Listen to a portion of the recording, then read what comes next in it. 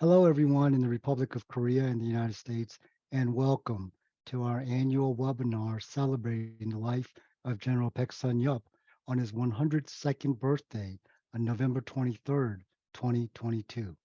The Korea Defense Veterans Association and the Korea-U.S. Alliance Foundation are honored to host this webinar. I am Colonel Retired Steve Lee, the KDVA Senior Vice President.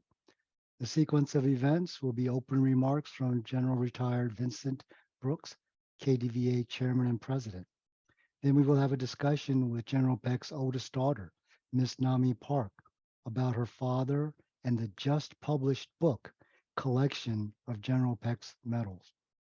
Through the citations and circumstances of his medals, we will hear stories beyond the awards themselves and get a deeper and fuller understanding of General Peck and the soldiers whom he loved so dearly.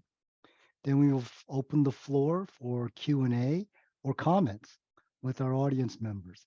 You can write questions or comments remembering General Beck in English or Korean at any time using the Q&A tab at the bottom of your screen.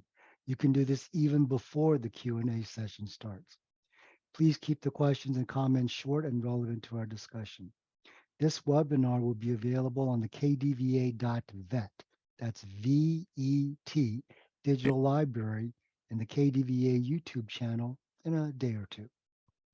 So now, ladies and gentlemen, the KDVA Chairman and President, General Vincent Brooks, for his opening remarks. Sir. Ladies and gentlemen, good evening and good morning, depending on where you are joining us from. We thank you for joining us for this special webinar that we are putting forth to celebrate the life of General Paik Sun-yup and what would have been his 102nd birthday. At the Korea Defense Veterans Association, and I know I also speak for our staunch partner, the Korea-U.S. Alliance Foundation, we do all that we can to celebrate those who served to make this alliance strong and to continue to strengthen the alliance. And part of that is through telling the stories of those who were so fundamental to every step of the history that's been made between our two countries. And certainly there is no one who has made a greater impact on the alliance than General Paik Sun-yup. This particular webinar is going to be extra special because it will be storytelling about General Paik by his eldest daughter, Nami Park, as she goes by in the United States, or Paik Nami, as she goes by in Korea. And it's a great honor to have her share the stories of her father like no one else can do. And in this case, she is going to be highlighting some of her recent work to bring together the history of General Paik's military and diplomatic service, as he has been recognized many, many times by several different governments around the world for his distinguished service. And she was able to capture that into a book, which she will tell you about tonight. So we thank you once again for your staunch support of the Korea Defense Veterans Association and the Korea-U.S. Alliance Foundation. It's an honor to do things that strengthen this alliance. We continue our work together for the alliance. 감사합니다. Thank you very much. Enjoy the program. Sir, thank you very much. So, ladies and gentlemen, Miss Nami Park traveled with her father throughout Europe, Asia, and North America, and she accompanied him in all his official visits to the United States. She received a Master of Education with an emphasis in mental retardation and early childhood education, and taught children in an orphanage with intellectual difficulties and autism for many years. She works as a volunteer with numerous nonprofit organizations in the US and Korea, including as a member of the KDVA Council of Advisors. She resides in Connecticut with her husband, and they have a son, a daughter, and 7 grandchildren.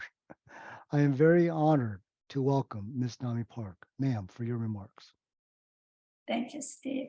General Brooks, thank you for your introduction. I'm always grateful to you, Colonel Steve Lee, and to the Korea Defense Veterans Association and the Korea-U.S. Alliance Foundation for celebrating my father's birthday. This would have been his 102nd birthday. I would also like to thank the KDVA Board of Directors, advisors, officers, members, and guests for joining me today. I suppose time marches on, and even in spite of this, the feeling of loss and pain of my father's passing still lingers. However, today I would like to celebrate his birthday, narrating his lifelong achievement in the context of his medals, and I hope you will find this presentation interesting. In the month, okay, got it. In the month following my father's passing, whenever I longed for him, I turned to cataloging the 47 medals he left behind, or to understand why my father considered them his most treasured keepsakes. I came to realize that the medals embodied numerous sacrifices and sufferings, yet are filled with the courage and achievement of so many heroes who overcame their fear to protect our homeland during the Korean War.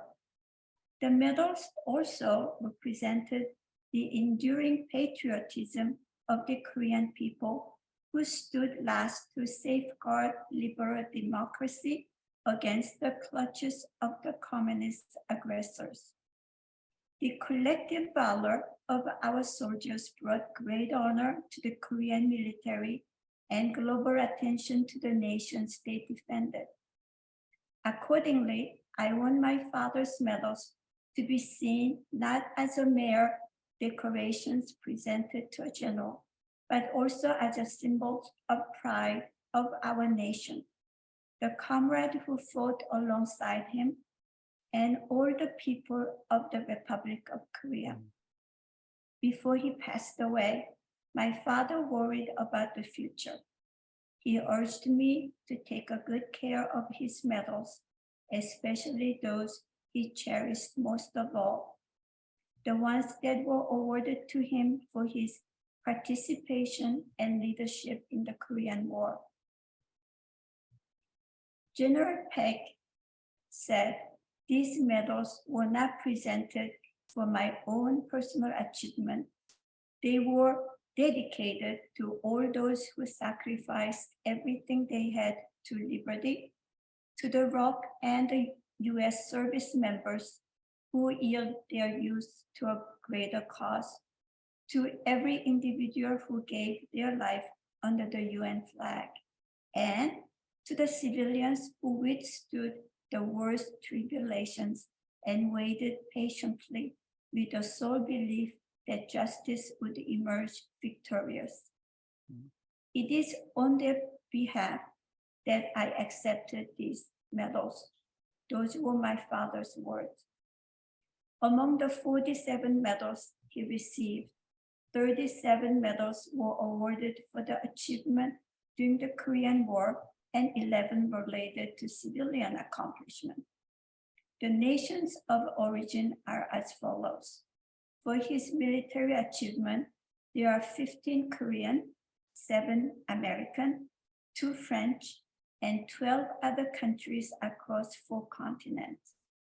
And for his effort in the civilian domain, he received 5 Korean, 2 American, 1 French, 2 Japanese, and 1 Canadian medal.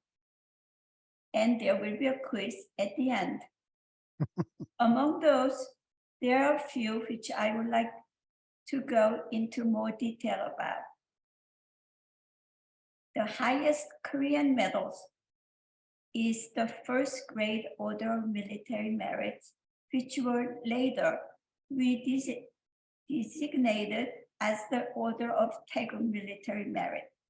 And this 1950 series circulated for only a few months.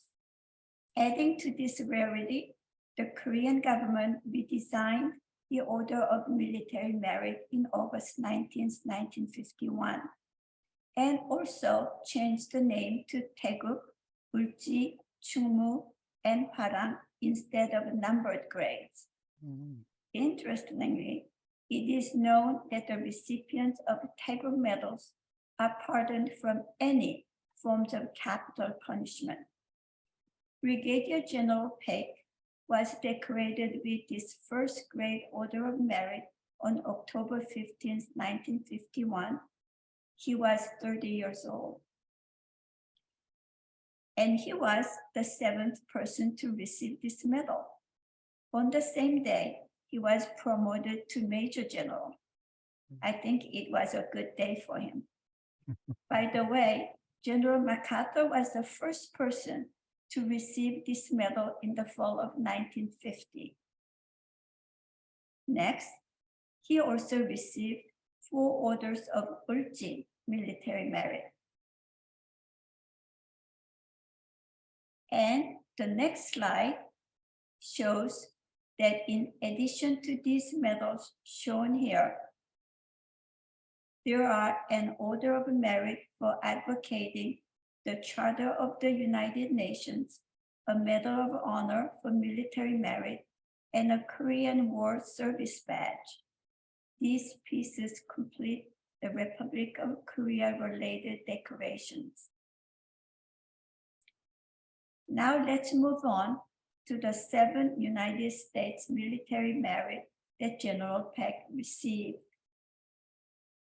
Brigadier General Paik, at age 29, was decorated with a Silver Star for the gallant action displayed by the 1st Rock Infantry Division in action against an armed enemy in Gumri and Tabudong.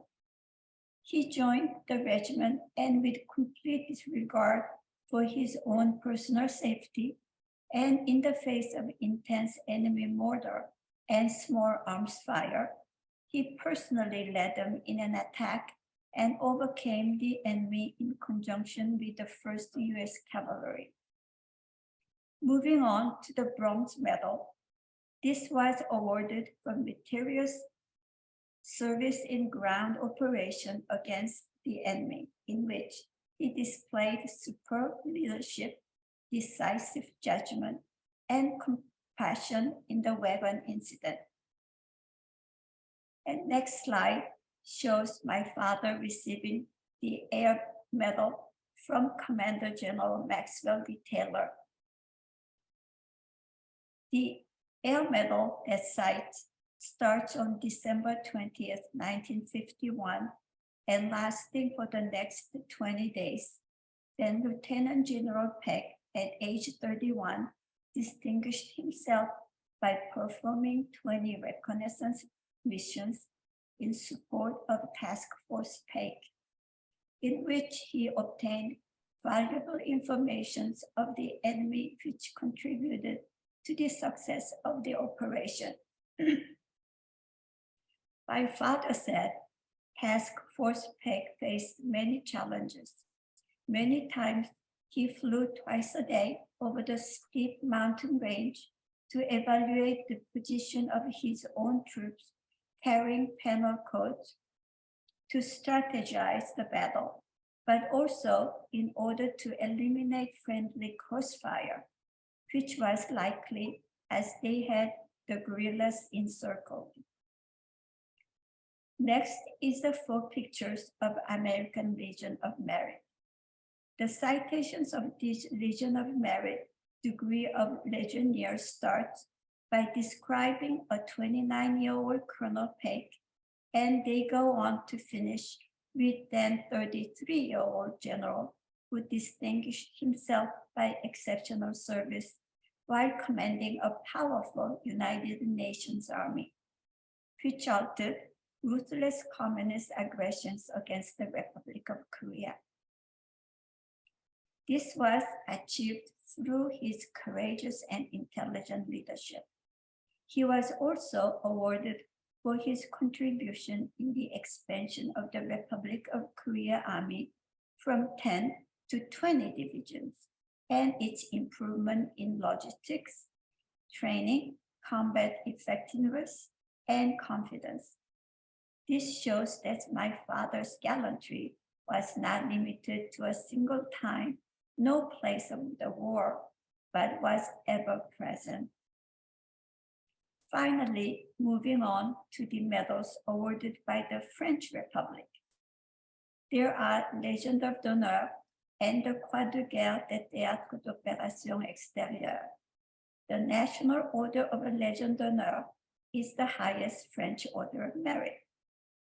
It is awarded for excellent civil and military conduct upon official investigation. General Paik received the French Republic Légion d'honneur on account of his actions in saving the country from peril, wherein he demonstrated his effectiveness, judgment, and aptitude for command with the United Nations forces, with particular interest to the French ONU battalion, in which, I quote, he fought gloriously, end quote, a very French expression. Continuing with military awards from the French Republic, General Paik was honored with the Croix de Guerre des Théâtres d'Opération Extérieure, which is, as you can probably tell, a French military awards denoting citations earned in combat in foreign countries. Finishing his collection of military medals are from a multitude of other nations. One Republic of Upper Volta, one Cuban, one Nigerian, one Ethiopian, a Thai, a Philippine, and two from the Republic of China or Taiwan. I would like to point out that a few of these accommodations were awarded by nations that had their mandate passed on, or that have undergone revolutions as to make them unrecognizable today. Among these are the nation's Order of Upper Volta and the Republic of Cuba Distinguished Service Medal, the former of which is presented known as Burkina Faso, and the latter fell to communist revolution. I don't have an exact date when my father received his Cuban medal. However, reflecting to the history of Cuba, my father had been awarded prior to the revolution led by Fidel Castro in 1959.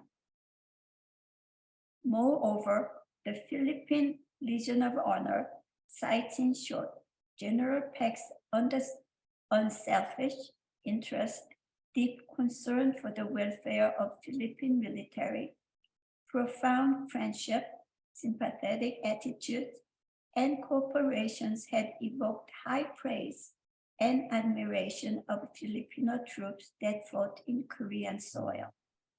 This is only one example.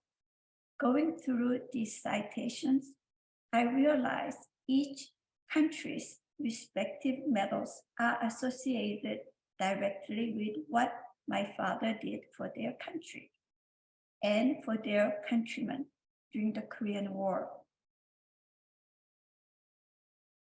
And there are 4 last military medals in his collection. And moving on to the civilian medals with my father's picture. During the Korean War, General Paik, at age 32, became the first 4-star general in Korean history. After serving twice as a chief of staff and also as a joint chief of staff of the Korean Army, awarded with 36 military decorations from 13 nations, he retired from the military at age 39. Over the next 2 decades, General Paik went on to enter both diplomatic and economic sectors. During his civil service, he accomplished much, including serving as ambassador to 21 countries across 4 continents and devoting himself to post-war reconstruction efforts, while in the process, never forgetting the importance of Korea-US alliance. Japanese medal is a very curious one. In 1969, my father became the Minister of Transportation. Due to the fast expansion of population in Seoul, the public transportation was not able to keep up with demand, and additional public transportation was necessary. My father thought a metro system like the one in Paris could be the best solution, yet it was extremely difficult to find funding for the project. While he was struggling with the project's progress, Yodo hijacking incident with 129 hostages happened on March 31st, 1970. My father told me that Korean government succeeded in using the hijackers, the Japanese Red Army, into thinking they had safely landed in Pyongyang, North Korea instead of Seoul. However, upon hijackers' demand of North Korean dictator Kim Il-sung's life-size portrait, Gimpo Airport was not able to supply one. Thus, the hijackers realized that they have been misled. After intense negotiations with hijackers, Japanese Vice Minister Yamamura volunteered to take the place of the hostages. But before he boarded the plane as hijackers' only hostage, he entrusted his cufflinks to my father to give to his family, just in case the worst happened. It ended with a safe return, and he asked my father what he wished and promised my father that he would do everything to make his wish come true. The first thing that crossed my father's mind was funding for the construction of Seoul's subway system. Vice Minister kept his word, thus leading to the system we still use today. For Minister Paik's contribution in resolving of the hijacking of Japan Airlines Flight 351 without a loss of life, he was awarded with 2 orders of the Sacred Treasures of Japan and his diplomatic medals. Over his 10 years of diplomatic service, he was ambassador to the Republic of China, Taiwan, France, and accredited to 18 other Francophone countries, including serving as the first ambassador to Canada. His accredited countries include 5 European countries like Spain, Belgium, Holland, Luxembourg, and Portugal, in addition to 13 African nations, such as Senegal, Madagascar, Cote d'Ivoire, Niger, Republic of Congo, Guinea, Upper Volta, Cameroon, Gabon, Mauritania, and Mali. While he was ambassador to France, I remember that he was gone month at a time with 1 carry-on bag in his hand to visit 13 African countries. He was known as carrying his own bag no matter what, and this always made his diplomatic councils very uncomfortable. And going to industrial metals, he dedicated next 10 years of building of heavy chemical industries and concentrating on economic development in Korea. He was the president of Chungju Fertilizing Company and the chairman of the Korea General Chemical Corporation. He was also in charge of building 14 new heavy chemical companies, including funding and building factories, also responsible for their technical development and support. He told me the hardest part of his job was finding the investors. And I think this is the final group of his medals. Finally, if you are still awake, we have the last three medals, which were awarded for his effort in maintaining the Korea-US alliance. These include a US Department Defense Medal, a US Army Medal, and the Canadian Order of Merit. One of my father's lifetime mission was to dedicate himself to the Korea-US alliance, which began 7 decades prior. Watching him as close as I was, I witnessed that his belief in the alliance was always unwavering. And I would like to allow my father to have the last word. In his memoir, he wrote, "Throughout the course of my life, the noble sacrifice of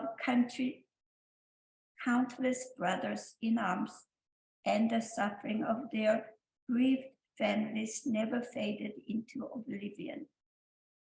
It is thanks to them that I'm here today and the Republic of Korea stands as it is. The true heroes of the Korean War are none other than those brothers in arms." To my father, who carried this gratitude with him throughout his life, and to the spirit of the soldiers of many nations and civilians who stood alongside him, I would like to dedicate my father's 102nd birthday celebration. Thank you all for being here and making this event possible. And also, thank you for letting me share my father's story. Oh, wonderful, ma'am. Thank you very much. General Peck did so much work for the Korean people and the ROK-US alliance as both a military leader and a civilian leader. He never stopped serving, and his medals clearly demonstrate his dedication and efforts. So at this time, I would like to invite our audience members to, you can ask a question, or you can just provide comments in dedication and tribute to General Paik Sun-yup in the Q&A tab if you would like. Okay, so let me see here. So we have one, this is from General Jung Sun-jo, the former chairman of the South Korean Joint Chiefs of Staff and the president of the Korea-US Alliance Foundation. I'd like to express my appreciation to KDVA for hosting this meaningful webinar. I also thank Ms. Pak Na-mi for sharing her thoughts on the medals. So, ma'am, thank you very much. We really appreciate it. So let me just ask you a couple of things as people start to add more comments. So I know everyone was paying attention, and they probably noticed that your French pronunciation was flawless. I took a couple of years of French in high school. So is there a reason why your French is so good? Well, while my father was ambassador to France, I lived there with him for 5 years. So I went to Sacred Heart, Sacré-Cœur, in Paris, and that's where I learned my French. Okay. Now, you mentioned that his staff made him nervous that he would travel through all those African countries that he was the ambassador to, carrying just one bag. Any funny stories related to things like that? Where he carried his own bag throughout his life till he was physically not able to. So even in the military, he always carried his own bag. And especially, he never let go of documents and important items because, like in an airplane, in an airport, you can get lost to each other, right, and luggage might not arrive. So he made sure that he carried his own bag. However, it really made his aides and his consuls. Very, I mean, every time they knew that my father would not give the bag to them, but every time they asked, and my father always said no. Yeah, having done jobs like that, I understand some of the trepidation and the concerns of the staff. So no, but fully understand his desire for security and wanting to do things his way. Um, so this book, and again, it just came out. Um, it's remarkable. You provide just a good summary of some of the more important medals for General Beck. Now, can you sort of talk about the journey of how you put everything together to create this wonderful book? Well, it really started with uh, me feeling bad, not knowing the achievement of my father. And I knew my father entrusted me with all those medals. And I kept them in a bank safety box because I was worried that, I will lose them somehow. Then I realized that I better take some pictures at least to show to my grandchildren, and so they can see them and go through the pictures of great grandpa's medals. So I took the pictures with my iPhone, and all those pictures in the book is taken by my iPhone at home, except, yes. And Wow. when you take those pictures, it is very hard to take the pictures without showing the shade. Right. So there was only a couple of hours in a day or the sunlight or a perfect day that I could take those pictures without the shades. So anyway, it started with that.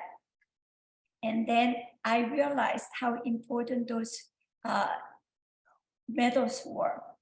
And it is very, not just personal item, but it belonged to everyone. Yeah. And that's when I realized that I should at least put in a booklet. So I made the pictures and I did whatever I could at home and made a booklet and showed it to the governor, Lee Chul-woo in Korea, Gyeongsang-do governor. And he saw it and he said, well, I will make this booklet to a book. So I said, great. And that's how it became a book. Wow. Well, so the reason why I think these conversations with you over the years is so important is you get to really give us more perspective and a fuller understanding of General Peck's life and achievements. And today's webinar, I think, is a perfect example, especially with this book. So thank you for that insight. Um, so one of the stories that I tell about the importance of physical remembrances of Korean War veterans is we had a Korean War veteran, and his daughter told us the story. One day he wasn't feeling well, so they had to call paramedics in. And they went into his area and they noticed as they were treating him on his wall that he had some memorabilia of his service in the Korean War. And they didn't know. And so they're like, wow, to them now, it wasn't just a regular person. He was a war veteran from the Korean War. And so it just really touched them. And for the daughter, it was the first time in their lives they really saw their father as somebody that was special. Like a lot of Korean War veterans, they don't really talk about what they did.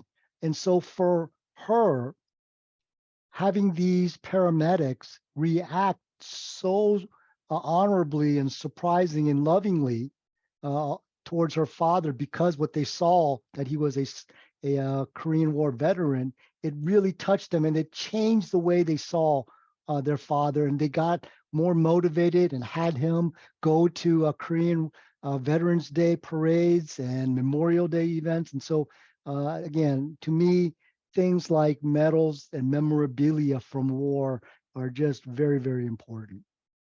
Um, we've got another comment. So it says here, General Peck's dedication should be greatly recognized.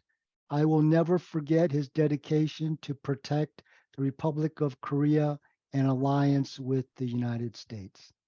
So again, we really appreciate people's comments. This is from Mr. Hwang Seung-hyun. So thank you so much, everybody. Ma'am, do you have any closing comments that you would like to make? Ma'am, I have one more Yeah. comment that just came in, if you don't mind. Okay.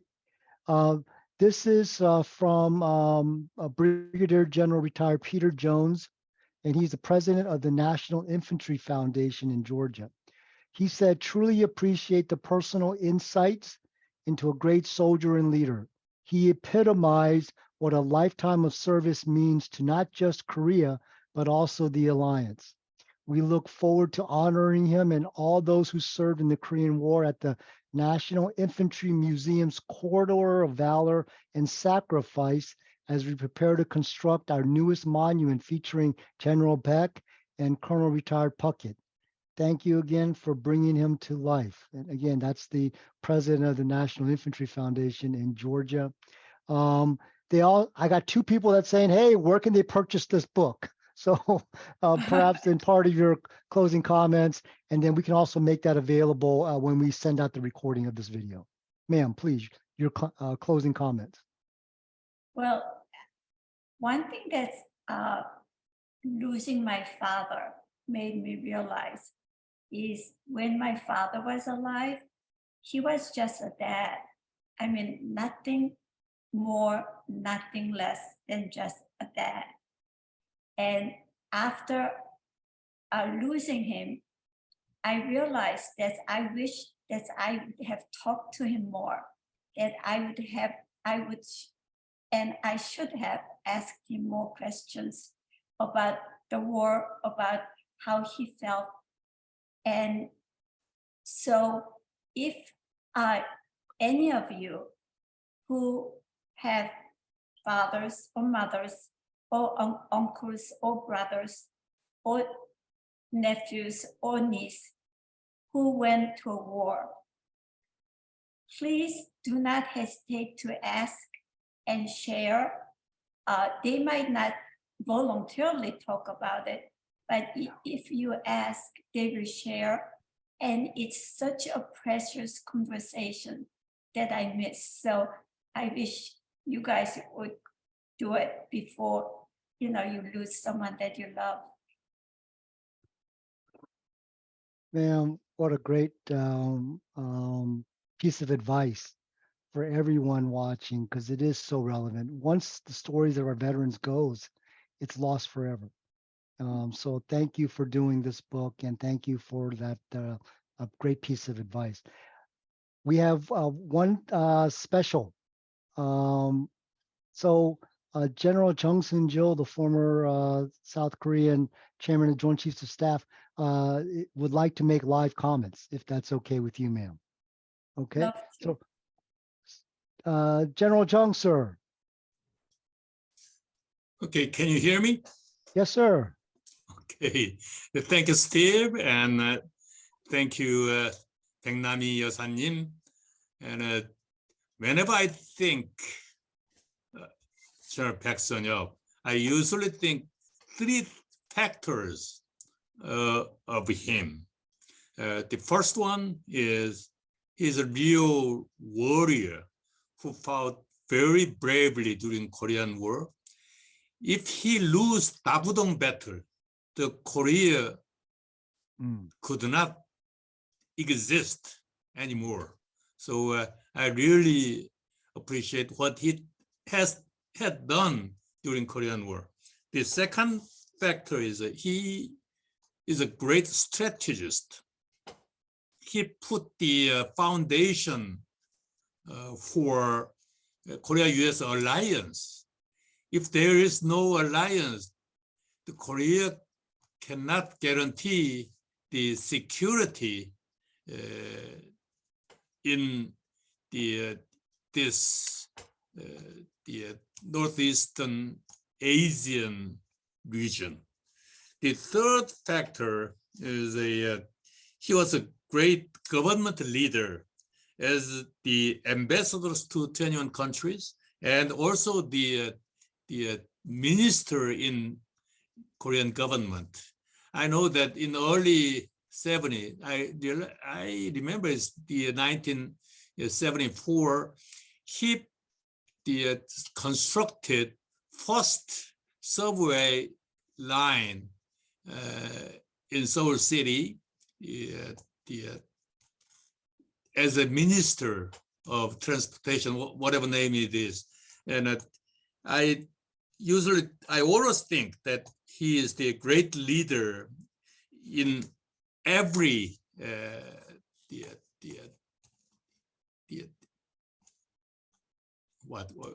in every sectors. So it is very good to commemorate him through this webinar and in commemorating his 102nd birthday. Thank you very much. Thank you, General. Sir, thank you so much for being able to join us. I know you had a very busy schedule, and so thank you for being able to make changes to your schedule to attend. So, ladies and gentlemen, thank you. KDVA and KUSEF are thankful for the opportunities to support the ROK-US Alliance and our veterans. And we strive to connect people from all generations who care about the Alliance and our veterans.